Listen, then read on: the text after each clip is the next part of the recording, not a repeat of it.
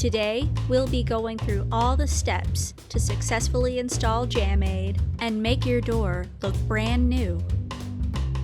Here's what you'll need for your JambAid installation: 2 to 3 clamps, a miter box, scrap wood, sawhorses, or a wooden workbench on which to secure the miter box, a stiff putty knife, a sharp carpentry knife, pencils, pliers, a tape measure, a drill and a 1/8 inch drill bit, your choice of a fine-tooth crosscut saw, and a step ladder. Step 1.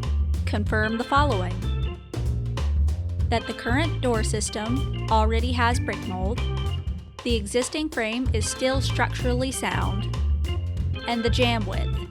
JambAid fits 4 9/16 jambs. You'll need to purchase the JambAid extender for use with wider jambs. Note: JambAid is designed to work with door systems that already have brick mold and is intended to replace superficially damaged materials. JambAid will not repair structural damage to your door system. Step 2. Setting up the miter box. Locate the 2 perforated tabs on the bottom right section of the template. Remove these and set them to the side for later use. Orient the miter box so that the through holes are on the left and the rectangular tab openings are to your right. Secure the miter box in this orientation to a stable work area. We fastened our miter box to a spare piece of wood with 1 5/8 inch screws and then fastened the wooden block to our work surface with 2 clamps. You may use your own preferred method, but we recommend pre-drilling the base material before screwing the miter box in place. Note: when fastening the miter box to your work surface, be careful not to over-tighten screws, as doing so may split or crack the material. Step 3. Cutting the JambAid header.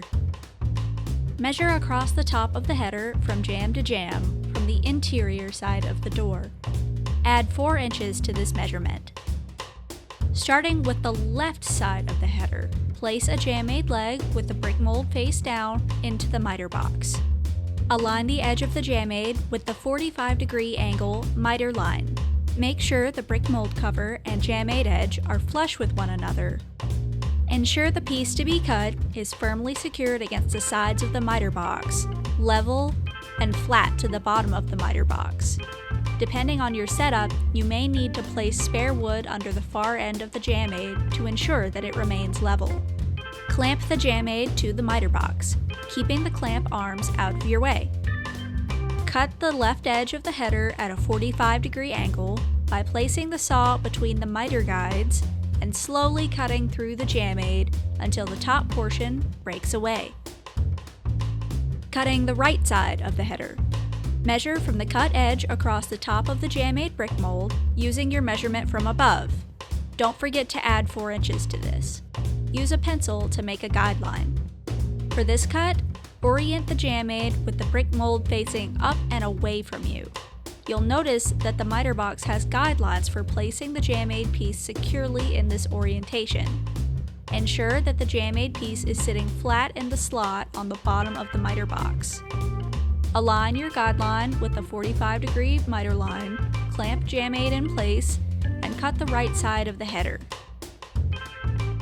Depending on the width of your jamb, you may need to score and remove the excess JambAid leg width. Locate the guideline on the leg and use a sharp carpentry knife or box cutter to score both sides of the leg, being careful to keep the blade perpendicular with the surface of the leg.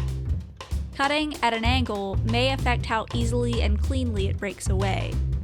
Once you've scored both sides, use your hands or a pair of pliers to grip the edge. Rock the removable portion back and forth until it breaks away from the main leg. You can discard this piece. Remove the brick mold cover. You can use a putty knife if it's difficult to grip and separate. Without removing the peel and stick backing, test the fit of the header and make any adjustments if necessary. Once you're sure of the fit and placement, peel away the liner and stick the header in place.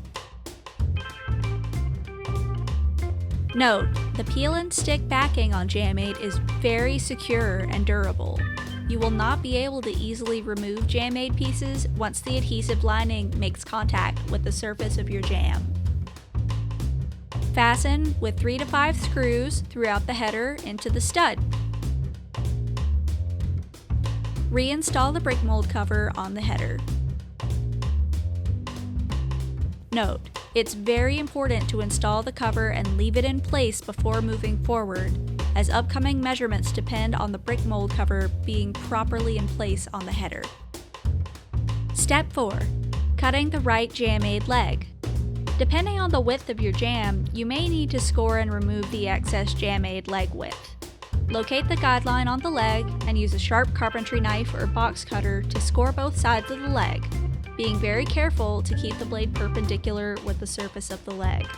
Cutting at an angle may affect how easily and cleanly it breaks away.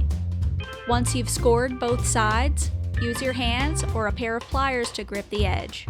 Rock the removable portion back and forth until it breaks away from the main leg. You can discard this piece. Measure the right side of the jam from the sill deck to the bottom flat edge of the header and record this measurement. Using a tape measure, measure from the top edge of the JambAid leg to the distance you just recorded. Make a guideline for yourself at this measurement.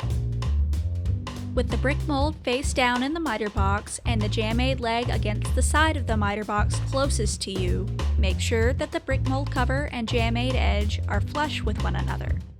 Once properly positioned and aligned, use your guideline to make a 45-degree cut at what will be the top of the right jam leg. Remove the finished brick mold cover and set it aside. We'll come back to this later. Preparing to cut the bottom of the JambAid right leg. Measure from the top edge of the JambAid leg to the guideline marked earlier in step 4. Before cutting the bottom of the right leg, you'll need to determine your sill angle. You can use a tool or instrument of your choice to do this. We use the Level and Angle Finder app on our smartphone in this demonstration and found that it worked well.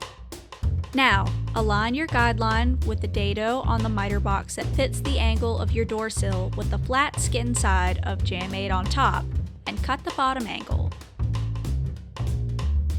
Test fit the leg on the right side of your jam without removing the adhesive backing. Peel away the tape to expose the adhesive backing and place the JambAid leg by sliding the top edge up to the header and placing it from top to bottom. Install 3 to 5 screws along the length of JambAid. These should be long enough to go through the stud. Lastly, reinstall the brick mold cover. Please note, it's vital that you reinstall the brick mold cover prior to measuring for the next cut. Step 5. Cutting the left JambAid leg. Measure up from the bottom of the sill closest to the house to the top edge of the header's brick mold. Record this measurement. Leaving the brick mold on, measure across your brick mold face to the length in your recorded measurement and make a guideline. With the brick mold up, the JambAid leg clamped and secured in the miter box, and the brick mold cover and JambAid edge flush with one another, cut the top left angle using the 45-degree dado.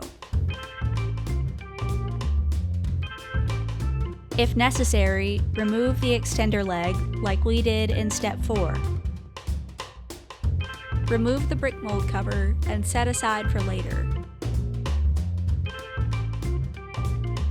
Measure from the top edge of the brick mold header to the top of the sill deck where it meets the jam.